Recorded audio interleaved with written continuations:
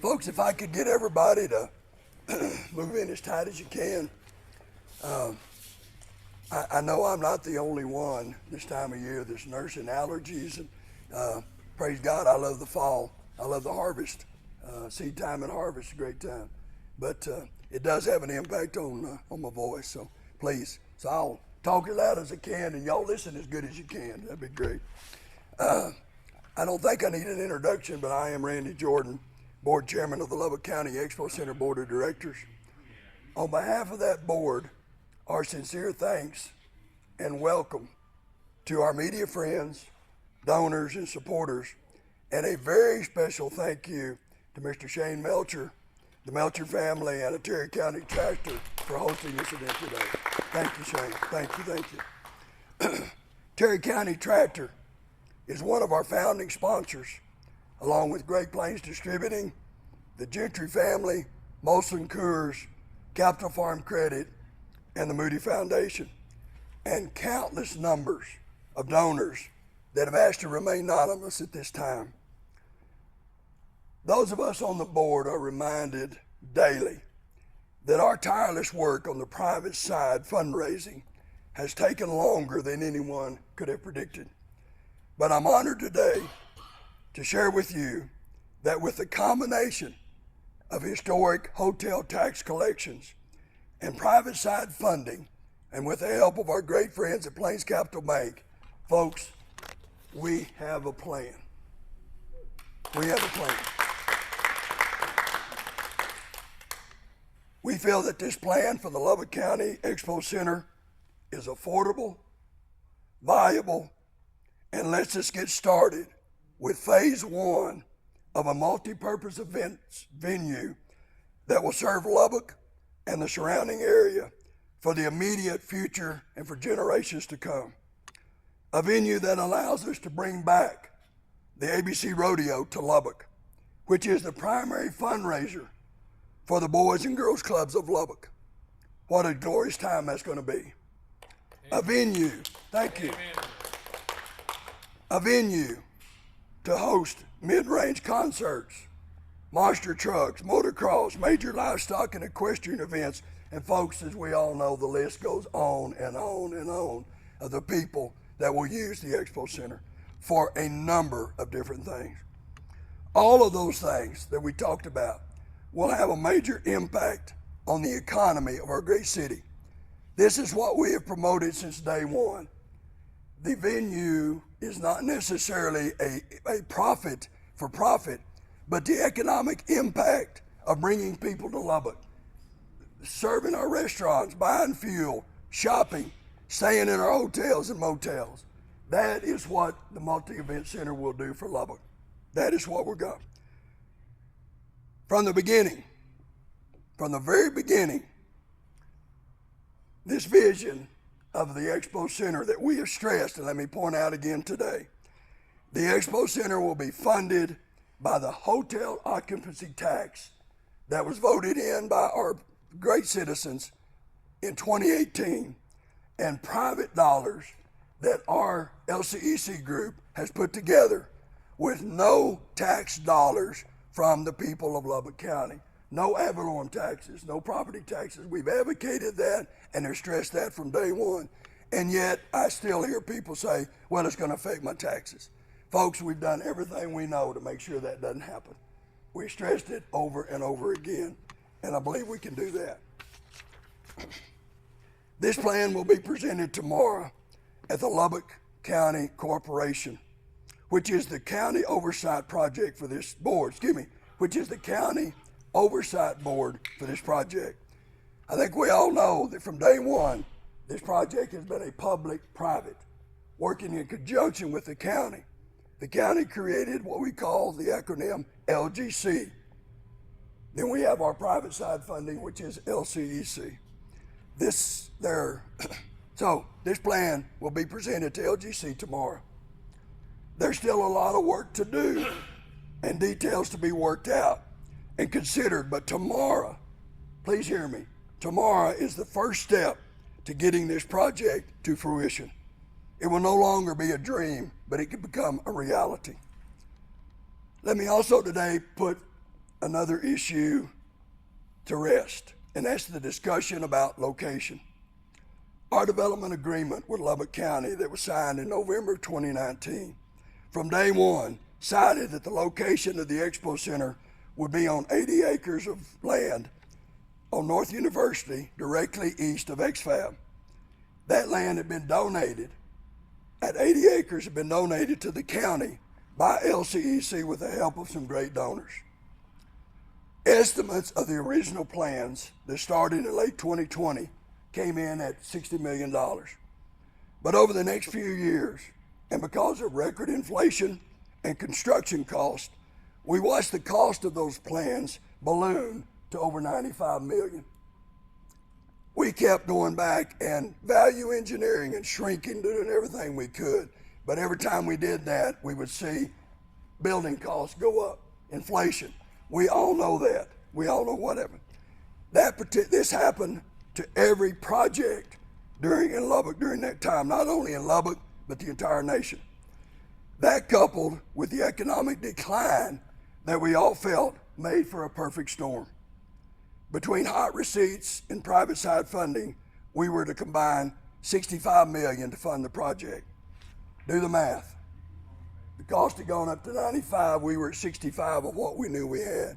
That was a $30 million gap. $30 million gap. And despite our daily efforts to raise the extra money from the private side, we could not close that gap. So what do you do? What do you do? Do you quit? Do you say, folks, we tried hard, but we just could not bring it home? No. There ain't a bit of quit in me, and there ain't a bit of quit in any of our board of directors, and there's no quit in the people of Lubbock County. So what do? You look at every option, you revise your plan, and you look at what you can do, not what you can't do. In October of last year, LCEC was approached by a group working on downtown redevelopment. They brought us a what if. What if we brought the Expo Center to downtown Lubbock in combination with renovation of the Civic Center and to build a new 5-star hotel in downtown Lubbock? Folks, that was a big what if. But at that point in time, going back to what I just said, we had to look at every option. We had to look at it. Would a city-county combination, would that work? Would the Expo work downtown? We had to look at that. We were somewhat stymied, so we had to look at that option. But folks, it did not take very long, looking at the pros and cons of that option, to kindly say no. That it was LCEC, in our infinite wisdom and all the research that we had done about venues all over the country, that the Expo Center did not work downtown. Think about the logistics of taking 129,000 square feet and putting that on an 8-acre tract in downtown Lubbock. Think about egress and regress. Think about parking. And then let's just all do this. Sit back and use a little common sense. Does it work? And it did not. The Expo Center does not work for downtown. Our sincere thanks to the city and the Downtown Redevelopment Group, but the perfect location for the Expo Center remains on North University. Remains on North University. I hope this explanation clears up any uncertainty on that question. I am all about downtown redevelopment. I think everybody in here wants to see anything that's good for Lubbock, downtown, North University. It's working for the common good. We're all about that. But folks, we've got to be reasonable about what would work and what wouldn't work. Let me expand just a little bit about location. On Martin Luther King Day, January of 2020, our board, many of you here today, met at North University. And we asked 2 local pastors Reverend Bill Stubblefield, who at that time was sitting on the LISD board, and Mitch Wilson, pastor of a church called The Message here in Lubbock. We asked those two pastors to join us out there to pray over that tract of land that we had deeded to the county. We asked God to bless that land. We gave a commitment to God to use that land for His glory. And folks, we've not wavered from that. We believe that God's been in control of the Expo Center since day one, and we believe and we've done our dead level best to honor that dedication of that land. In late 2020, a group of us visited the newly constructed Taylor County Expo Arena in Abilene. A great venue, but at that time, it lacked some of the components we wanted for the Expo Center. That project was designed by local architect Park Hill, right here in Lubbock, and it was built by our great friends at Lee Lewis Construction.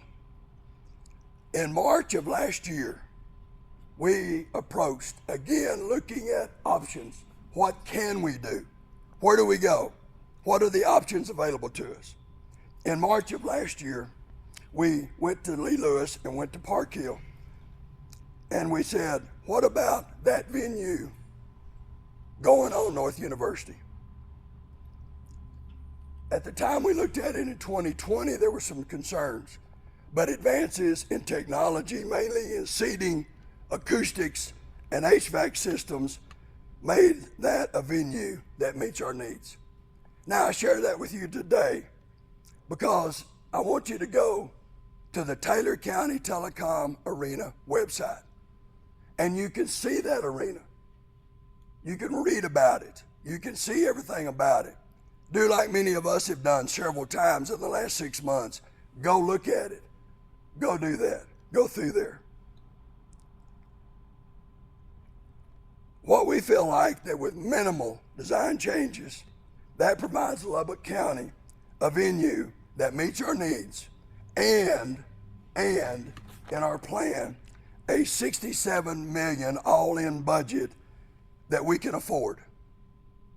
We've got the money to build that venue. Folks, this is the first big step in moving this project forward. I believe our county and city know we need the Expo Center. They want the Expo Center, and we believe this is a plan that can make that happen. People don't walk up to me and say the Expo Center is a bad idea. People walk up to me and say, RJ, we know we need the Expo Center. RJ, we want the Expo Center. It's 1,000 to 1, the folks that do that. What we had to do is take a step back and look at all the circumstances that have affected all of us over the last 5 to 6 years and come up and get a plan that is viable, affordable, and workable.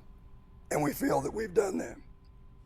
We feel today that we called you together because we feel it's imperative that we keep our community abreast of our focus, of our plans, and all of the great community support that we've had. Folks, today is that day. Thank you for coming and listening. I'd ask you to please pray, not only for our group, but for the Expo Center. I ask you to pray for our city, for our county, for our state, and for our nation. Please, I ask you to do that. Again, thank you for coming. I know the media is going to probably want to talk one-on-one, and I'll be happy to do that. But I hope today that we've lined out what we feel like is a viable plan. Again, thank you for coming. Appreciate it.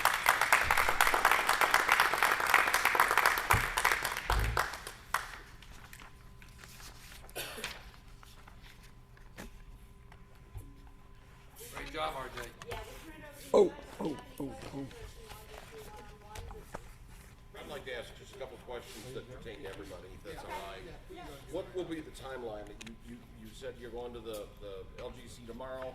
At some point, I assume this has to go to the county commissioners. What would be the logistical timeline of getting a decision finalized? Great question, James. Of course, everybody, that's one of the first things they ask about is, when are you going to start? How come you haven't started yet?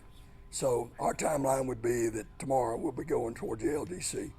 The LGC, of course, was established by the county to be the liaison and the oversight board, as I said earlier, not to try to be redundant, that we would then present our plan to LGC.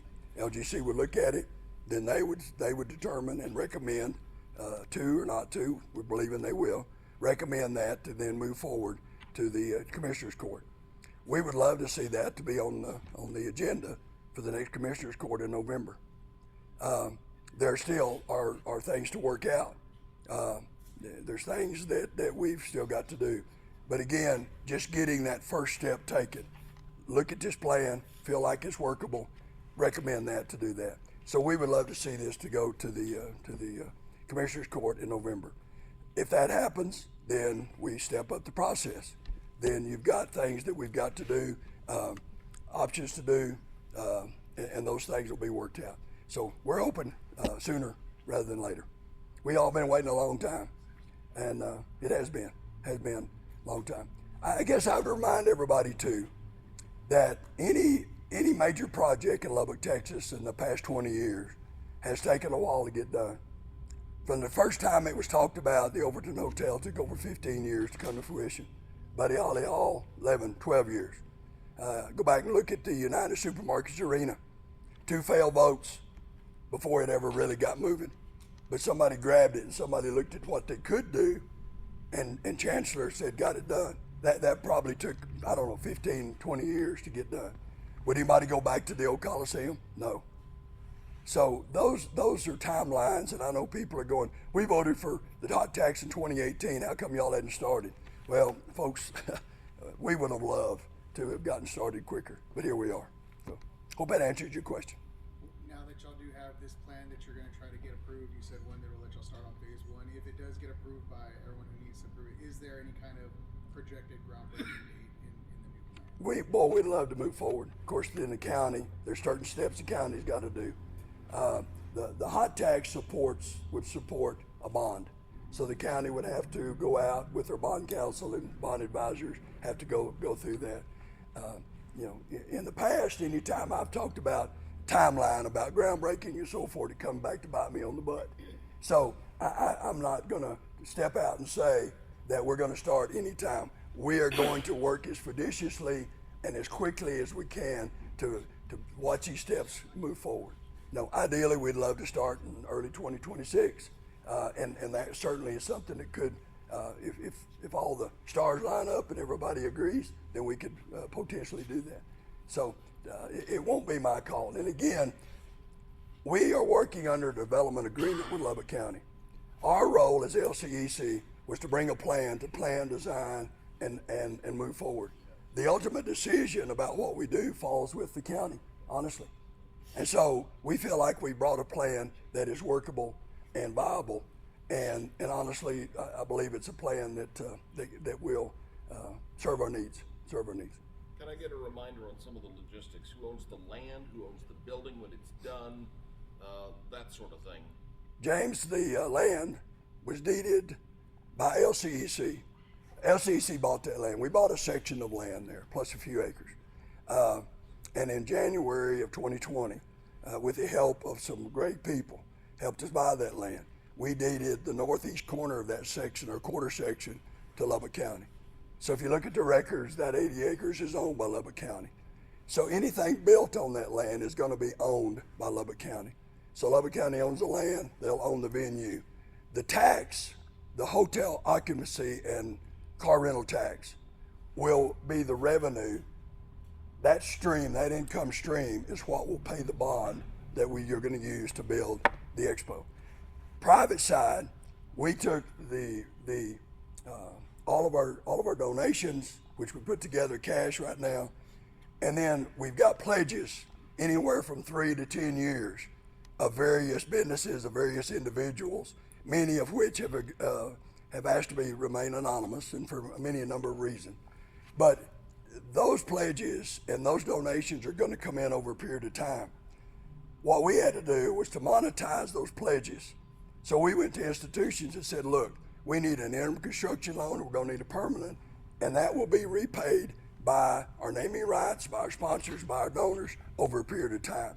Because to build it, the county is going to provide so much, LCEC is going to provide so much, LCEC then will be responsible for that private side funding.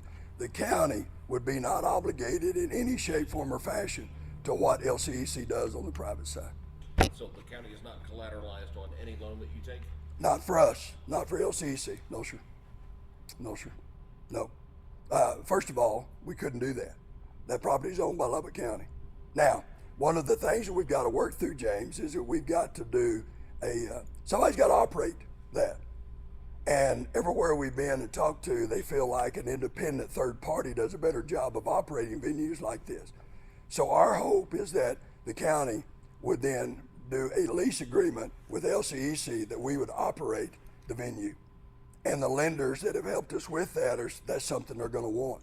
If they're going to loan us the money, they would sure like for us to have some control of who's going to operate that venue. So that would be the only, and that's one of the things we've got to work through is a lease agreement with the county. That's one of the things, when I say we got work to do, that's one of the things that we'd have to come together about. But again, we got to get this started. We got to say, yes, let's go forward. Are there things we got to work on? Absolutely. Are there things that got to be approved? Absolutely. This gets us first step. The plan that you have in front of you, is that public record yet? If not, will it be public record when it goes to LGC? And if not, will it be public record when it goes to the county? Many parts of this plan are part of public record. It will be, yes, sir. But a lot of our donor list, their contributions, who they are, where they live, and so forth, is not, because we've so much of what we got here is confidential. We've signed confidentiality agreements with those people. We cannot violate that. As far as open records, as far as that goes, we're a 501c3. Anything that's out there, Secretary of State, IRS, wide open. Certainly tomorrow when we present this to the LGC, your budgets, your sources and uses of funds, where we're at and so forth, will be part of the record. Yes, sir. We're an open book. We got nothing to hide.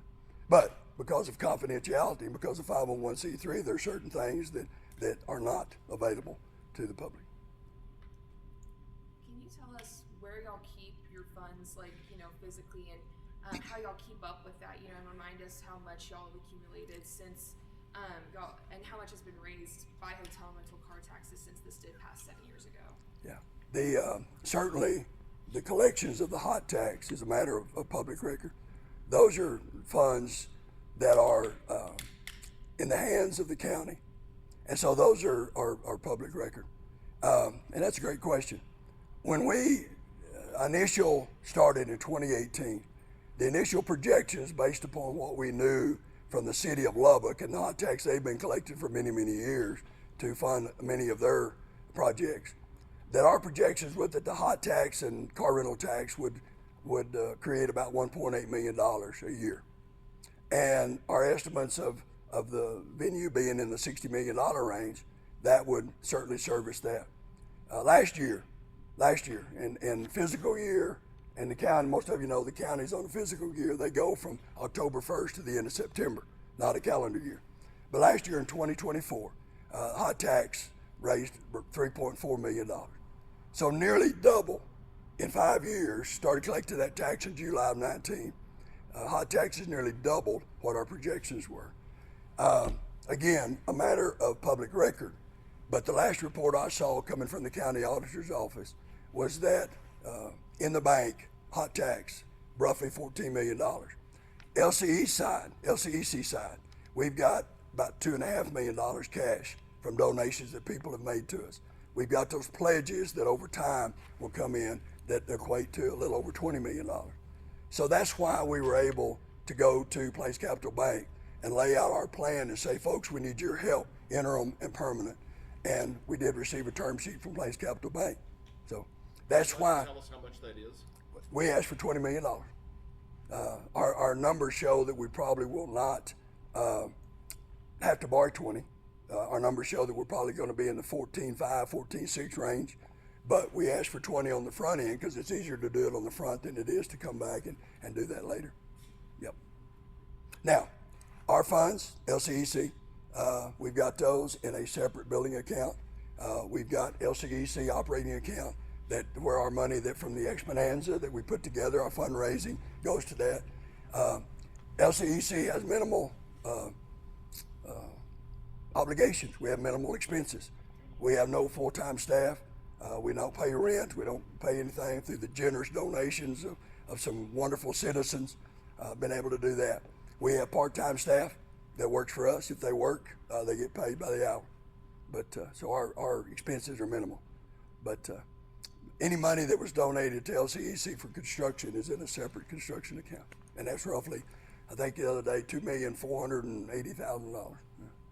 You mentioned that some of that staff gets paid by the hour. I wanted to ask, for you and for other members on the board working for this project, do y'all also get? Have y'all been getting a paycheck since this did pass 7 years ago? Please, I'm not laughing at you. I'm laughing. Oh. No, ma'am. No, ma'am. No, no one on our board, myself included, has received a penny for that. We're strictly volunteers. Back in March of 2017, a group of 26 people, many of them standing here today, met to talk about what we would do to replace the Citibank Coliseum. Because the city had said in May they were going to have a vote, May of 18, to deed that back to Texas Tech. And as we all know, that passed, very close, but it passed. So within 2 months, the old Coliseum was gone. And so there went the home of ABC Rodeo, they went the home of any dirt event, they went the home of everything. So that group come together and said, what do we do?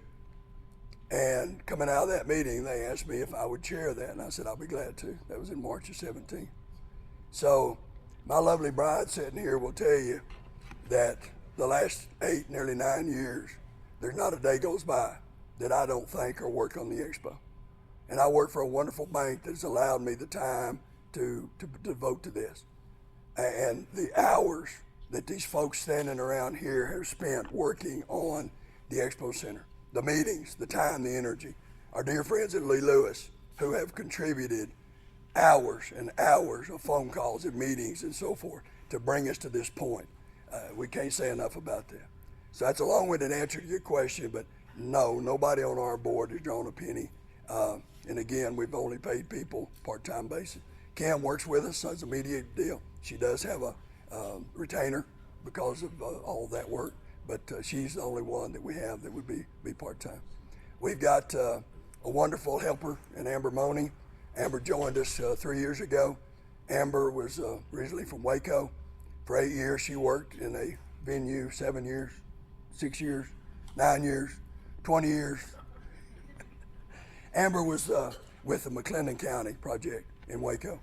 So Amber brought us a tremendous amount of knowledge, experience about venues like this. And her institutional knowledge has been so helpful to us to do that. So, yeah. If the county were to borrow the money today, do you know what the bonding capacity is on that hot tax? Right at $32 million.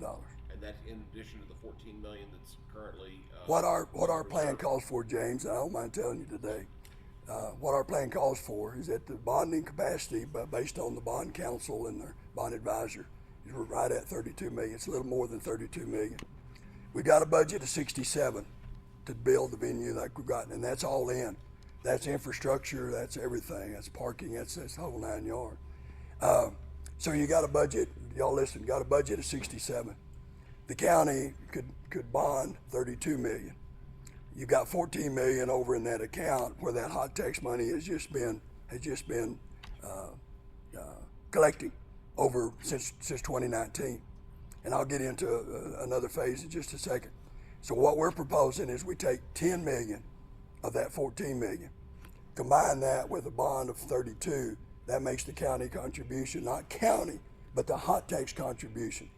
Because it's, again, when you say county, that means to think that it's ad valorem taxes or property taxes. It's not.